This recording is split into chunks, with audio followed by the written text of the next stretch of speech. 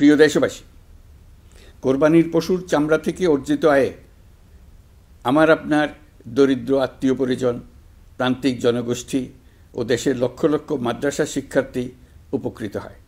আমাদের গরিব স্বজন ও প্রতিবেশীরা তাদের হক যেন ঠিক বুঝে পায়, সেদিকে আমাদের মনোযোগ দিতে হবে।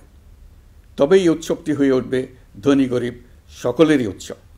পশুর চামড়ার ন্যায্য মূল্য নির্ধারণ, বর্জ্য ব্যবস্থাপনা সহ সার্বিক বিষয়ে সুষ্ঠু ব্যবস্থাপনা নিশ্চিত করতে সরকারের একটি উচ্চ পর্যায়ের কমিটি কাজ করছে।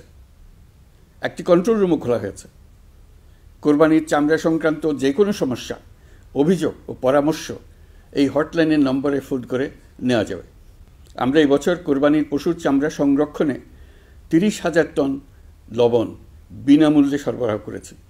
কোরবানির ঈদে আরও একটি গুরুত্বপূর্ণ বিষয় হলো পরিষ্কার পরিচ্ছন্নতা।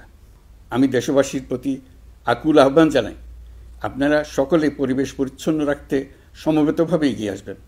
বিশেষ করে তরুণ তরুণীদেরকে এই বিষয়ে দৃষ্টি আকর্ষণ করছি।